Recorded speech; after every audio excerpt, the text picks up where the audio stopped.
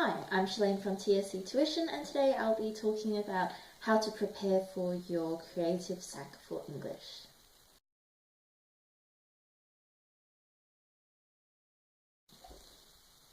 For many of you, your first SAC will be the creative SAC.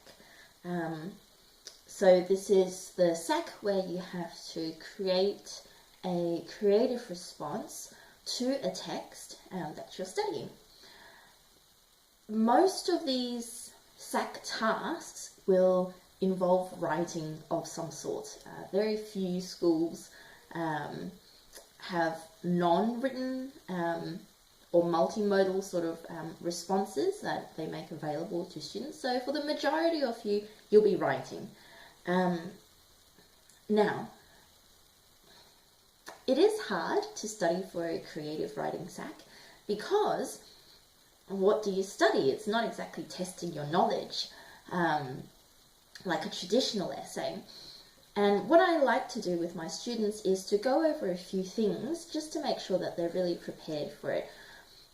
First is understanding what the student is required to do in these SACs. When a student creates a creative response, the main thing is that it needs to fit inside the overall text. So that means if you're, say, responding to a novel, and I know the task is write a diary entry, that's a very popular one, from one of the characters, then that diary entry needs to fit into the novel. Not just in terms of what happens, which is what most students focus on, like getting all the facts right, but it also needs to fit in terms of style.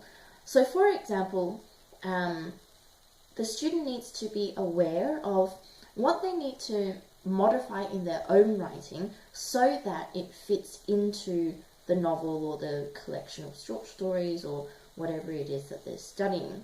For example, if you're looking at, say, Thing Around Your Neck, which is a collection of short stories that are, not entirely connected to each other, plot-wise anyway, the student needs to understand that each of the story has a very different style of writing attached to it. So some stories are told in first person, in second person, in third person. Some of them are told in present tense, in past tense. Some of them are told in very different tones. So some stories are told in a very conversational, casual sort of tone, whereas other stories are more muted, perhaps a bit more formal, a little bit more distant and cold in terms of the telling. So the student needs to understand all of that because that's part of the requirement of the SAC. The creative response is meant to show that you, as a student, understand all the different complexities that go into creating this text. So that's first of all the style. The second thing that I'd like to work on with my students is understanding of the characters, not just understanding how they feel, for example, about a certain event. So for example, so let's say your text is all about Eve, the film, and you need to do a creative response to that. You need to understand how do the different characters sound, as well as how do they feel about the different things that go on in the event. So for example, Eve has a very different voice to Margot, and the student needs to be able to show and demonstrate that, let's say the student is doing a series of letters, for example, between the two women. So the authors, right, of these two letters, Eve and Margot, need to sound like they do in the film. So that means getting their tones right, getting their vocabulary right. So Eve would use words, for example, that Margot would never use and vice versa. It needs to showcase the students' understanding of who these people really truly are.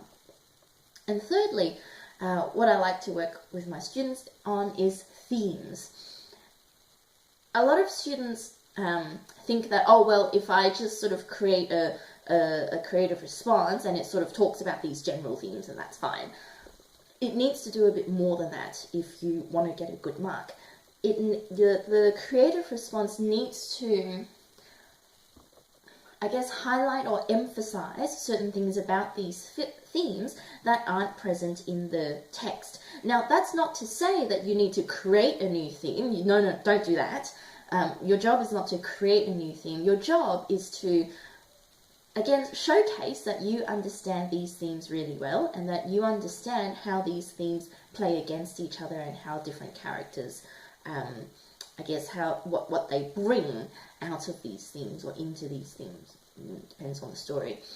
So a really good question to ask is, what does your story add to the reader's understanding of these themes? So, for example, if your text is Mabo, and your task is to, I don't know, write a diary entry, for example, from Nettie, the character, or Netta. Is it Netta? Netta or Nettie? I think it's Netta. Anyways, so you're supposed to write a diary entry from her perspective. So what you need to do is not just touch on that, oh, she's discriminated against and that makes her feel a bit down, and, she feels that it's very unfair and, feels a bit angry about that. Anybody can do that. But what a good response will do is to touch on and to reveal the extent of the damage that's done by discrimination and how that drives her to do everything that she does in the film. How it drives her, for example, to support Mabo. What's her rationale, right, in supporting... Sorry, not supporting Mabo, supporting Eddie. Mabo's both of them. Anyways. But yes, you get the idea. It needs to add something to the audience's understanding of the themes. Okay? So I hope that's helpful.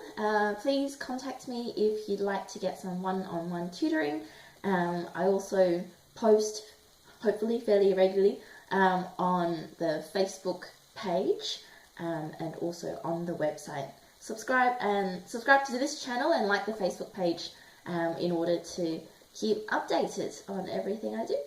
Thanks for watching.